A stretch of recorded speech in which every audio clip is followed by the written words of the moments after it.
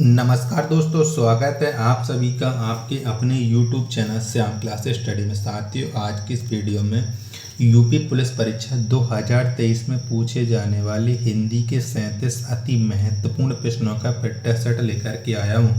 आज के इस प्रैक्टिस सेट में आपने अगर 37 में से 30 प्रश्न सही नहीं कर पाए तो आपकी तैयारी ठीक नहीं चली। अभी आपको और ज़्यादा मेहनत करने की ज़रूरत है। तो प्यारे साथियों, लगातार मेहनत करते रहिए, क्योंकि बिना मेहनत के आप यूपी पुलिस परीक्षा 2023 में सफलता हासिल नहीं कर पाओगे। चाहे कोई भी काम आप करना, जब तक आप मेहनत नहीं करोगे बिल्कुल तन मन धन से, तब तक आप उस कार्य में सफलता हासिल नहीं कर पाते। तो प्यारे साथियों, आज के प्रैक्टिस सेट को पूरा करिएगा। प्रैक्टिस सेट को पूरा करने के बाद आपको अपना स्कोर ईमानदारी के साथ कमेंट बॉक्स में शेयर करना, बताने कि आपने हमारे इस प्रैक्टिस सेट में 37 में से कितने प्रश्न हैं जो सही किए और ये प्रैक्टिस सेट आपको कैसा लगा। प्रैक्टिस सेट पसंद आए तो वीडियो को आप लाइक कर देना। चैनल को आपने अभी तक सब्सक्राइब नहीं किया होगा, ये मुझे पता है, तो चैनल को आप ज़रूर सब्सक्राइब कर लीजिएगा।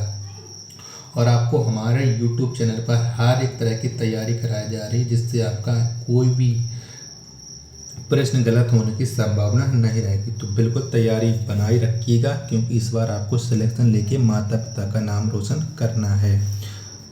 जब प्रैक्टिस सेट पसंद आए तो वीडियो को लाइक, कमेंट, चैनल को सब्सक्राइब करना ना भूलें। प्रैक्टिस सेट आप अपने सभी दोस्तों पर जरूर शेयर कर देना। तो इन्हीं सब बातों को ध्यान में रखते हुए शुरू करते हैं आज का अपना हिंदी के 37 अति महत्वपूर्ण प्रश्नों का ये प्रैक्टिस सेट। तो प्रश्न संख्या 62 है आपके सामने कि गगनचुंबी किस प्रकार का समास है। तो गगनचुंबी में कौन सा समास है वो बताइएगा। तो गगनचुंबी में है तत्पुरुष समास। कौन सा है? तत्पुरुष समास है। तो 62 का जो राइट आंसर होगा वो हो जाएगा ऑप्शन नंबर सी। प्रश्न संख्या 63 है आपके सामने कि ईद का चांद होना मुहावरे का सही अर्थ है। तो क्या हो जाएगा इस मुहावरे का सही अर्थ कि ईद का चांद होना? तो ये हो जाएगा कभी कभी देखना। तो 63 का राइट आंसर हो जाएगा ऑप्शन नंबर ए। प्रश्न संख्या 64 है आपके सामने इही लोक का विपरीतार्थक शब्द निम्न में क्या है। तो कौन सा है? तो इही लोक का विपरीतार्थक शब्द होगा परलोक। क्या हो जाएगा? परलोक। तो 64 का right answer option number B.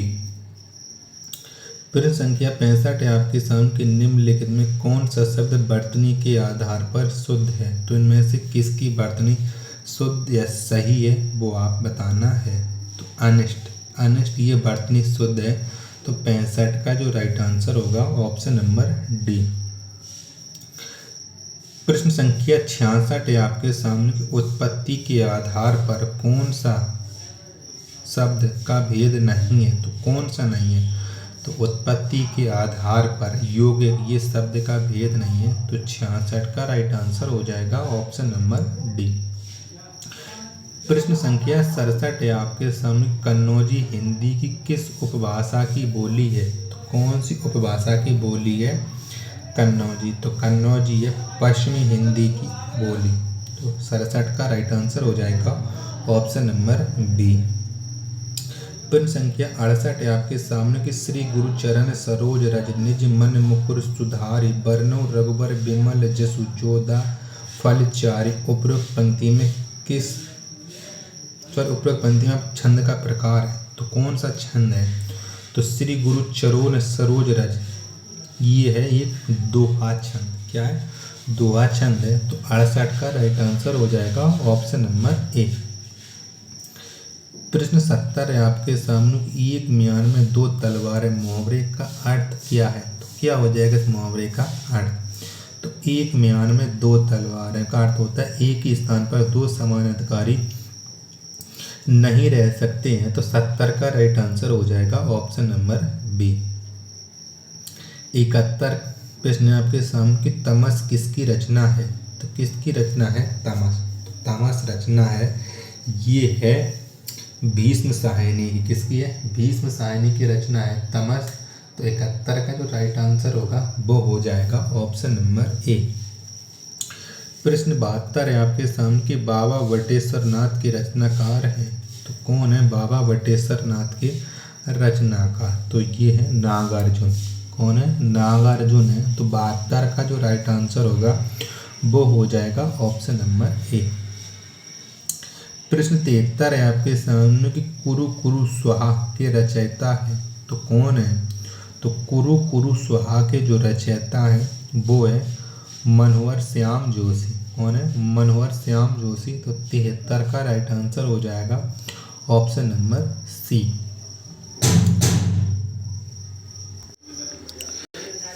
प्रश्न संख्या 74 है आपके सामने कि नित नव नीला निबनत लीला ललित ठानी गोलोक अजिर में रमत राधिका रंग रास रंग रुचिर में उपरोक्त पंक्तियां किस छंद के अंतर्गत हैं?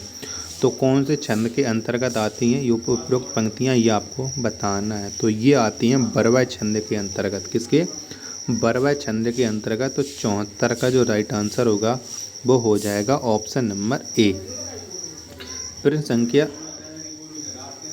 76 है आपके सामने कि किस वाक्य में विशेषण संबंधी अशुद्धि नहीं है? तो कौन से वाक्य में विशेषण संबंधी अशुद्धि नहीं है वो आपको बताना है।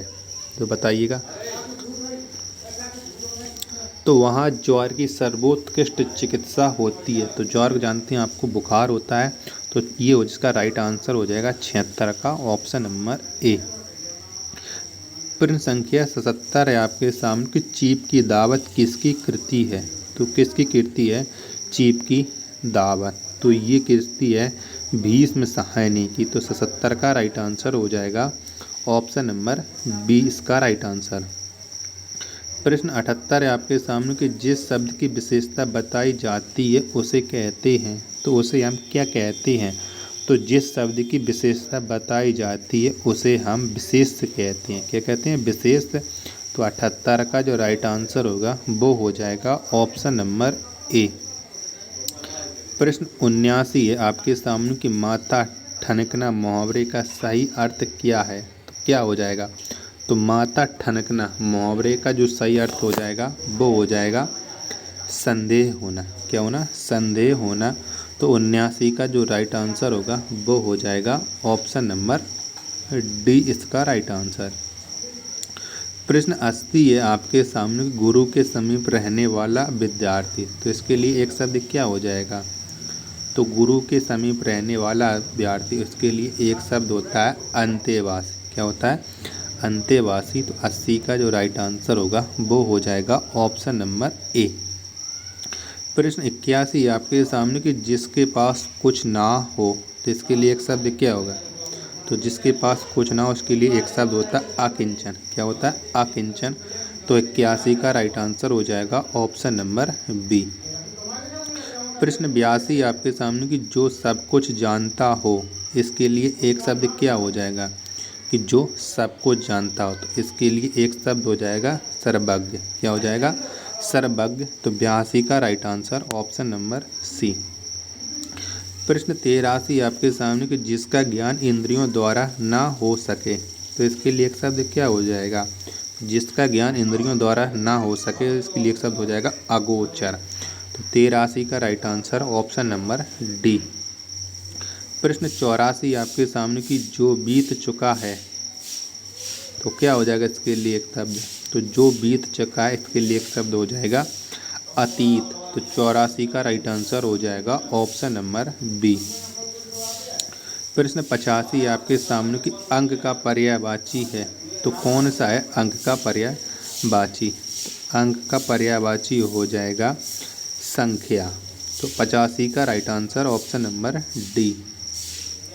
प्रश्न 86 आपके सामने कि अभ्यस्त का पर्यायवाची है। तो कौन सा है अभ्यस्त का पर्यायवाची? तो आदि। कौन? आदि। ये अभ्यस्त का पर्यायवाची है। तो 86 का राइट आंसर हो जाएगा ऑप्शन नंबर सी। प्रश्न 87 आपके सामने कि अरण्य का पर्यायवाची है। तो कौन सा हो जाएगा अरण्य का पर्यायवाची? तो ये हो जाएगा कानन। कौन सा? कानन हो जाएगा। तो 87 का जो राइट आंसर होगा वो हो जाएगा ऑप्शन नंबर ए। प्रश्न 88 है आपके सामने कि असुर का समानार्थी है। तो कौन सा है असुर का समानार्थी? ये आपको बताना है। तो असुर का समानार्थी हो जाएगा राक्षस। क्या हो जाएगा राक्षस। तो 88 का right answer option number C. प्रश्न संख्या 89 आपके सामने कि आनंद का पर्यायवाची है, तो इनमें से कौन सा है आनंद का पर्यायवाची। आनंद का पर्यायवाची हो जाएगा प्रमोद। कौन सा हो जाएगा प्रमोद। तो 89 का जो राइट आंसर होगा वो हो जाएगा ऑप्शन नंबर डी। प्रश्न संख्या 90 है आपके सामने की अंगीठी का तत्सम शब्द है, तो कौन सा हो जाएगा अंगीठी का तत्सम शब्द। तो अंगीठी का तत्सम शब्द हो जाएगा अग्निष्ठ का। क्या हो जाएगा अग्निष्ठ का। तो 90 का राइट आंसर हो जाएगा ऑप्शन नंबर सी। प्रश्न 91 है आपके सामने कि अंगूठी का तत्सम शब्द है, तो कौन सा हो जाएगा अंगूठी का तत्सम शब्द। तो अंगूठी का तत्सम शब्द है अंगुष्ठ का। क्या हो जाएगा अंगुष्ठ का। तो 91 का right answer option number A. प्रश्न 92 आपके सामने कि अधजल गगरी छलकत जाए कहावत का सही अर्थ है, तो क्या हो जाएगा इस कहावत का सही अर्थ। तो ये हो जाएगा अल्प ज्ञान का प्रदर्शन अधजल गगरी छलकत जाए का सही आंसर। तो 92 का right answer option number C. प्रश्न 93 आपके सामने कि यथार्थ का विपरीत आर्थक शब्द क्या है, तो कौन सा हो जाएगा यथार्थ का विपरीत आर्थक। तो ये हो जाएगा आदर्श। क्या हो जाएगा आदर्श। तो 93 का right answer option number B. प्रश्न संख्या 94 आपके सामने कि निम्न में कौन सूर्य का पर्यायवाची है, तो इनमें से कौन सा है जो सूर्य का पर्यायवाची है। तो प्रश्न संख्या 94 में बताइएगा। तो दिव्यांशु। दिव्यांशु ये सूर्य का पर्यायवाची है, जो 94 का राइट आंसर हो जाएगा ऑप्शन नंबर डी। निर्देश दिया गया प्रश्न संख्या 95 97 के लिए कि निम्नलिखित प्रत्येक वाक्य के नीचे 4 विकल्प दिए गए हैं, उनमें कोई एक विकल्प दिए गए वाक्य का शुद्ध रूप है उसका चयन करो। तो 96 97 में आपको बताने कि शुद्ध रूप क्या हो जाएगा झूठी गवाही मत देना। तो इसका शुद्ध रूप क्या हो जाएगा झूठा गवाही मत देना। तो इसका शुद्ध रूप होएगा कि झूठी गवाही मत देना। पहले में इसका राइट आंसर बोल गया था। तो 95 का राइट आंसर हो जाएगा ऑप्शन नंबर बी। फिर संख्या 96 आपके सामने कि बचपन से हमने हिंदी बोला है, तो इसका रूप राइट आंसर क्या हो जाएगा यानी शुद्ध रूप। तो बचपन से हमने हिंदी बोली है, तो 96 का राइट आंसर हो जाएगा ऑप्शन नंबर ए। फिर संख्या 97 आपके सामने कि उसने नौकरी छोड़ दिया, तो इसका शुद्ध रूप क्या हो जाएगा। तो इसका जो शुद्ध रूप हो जाएगा कि उसने नौकरी छोड़ दी। तो 97 का right answer option number A. प्रश्न 98 आपके सामने कि संग्राम तथा करबला किसकी नाट्य कृति है, तो ये किसकी नाट्य कृति है संग्राम तथा करबला। तो ये है प्रेमचंद्र। किसकी है मुंशी प्रेमचंद्र की। तो 98 का राइट आंसर हो जाएगा ऑप्शन नंबर ए। प्रश्न संख्या 99 है आपके सामने कि निहार किसका काव्य संग्रह है, तो किसका काव्य संग्रह है निहार। तो निहार है महादेवी वर्मा का ये काव्य संग्रह। तो 99 का जो राइट आंसर हो जाएगा वो हो जाएगा ऑप्शन नंबर ए। प्रश्न 100 है आपके सामने लास्ट प्रश्न प्यारे साथियों आज के इस पिट्टे सेट का कि गोपाल में कौन सा समास है। तो गोपाल में कौन सा समास है, तो गोपाल में है बहुब्री समास। कौन सा है बहुब्री समास। तो 100 का जो राइट आंसर हो जाएगा वो हो जाएगा ऑप्शन नंबर बी। तो प्यारे साथियों अगर आपको ये प्रैक्टिस सेट पसंद आया और हमारी मेहनत अगर आपको अच्छी लगती हो तो प्लीज़ वीडियो को लाइक कर देना। चैनल को आपने अभी तक सब्सक्राइब नहीं किया होगा तो चैनल को आप ज़रूर सब्सक्राइब कर लीजिएगा। मिलते हैं अपन नेक्स्ट वीडियो में, तब तक के लिए धन्यवाद। जय हिंद।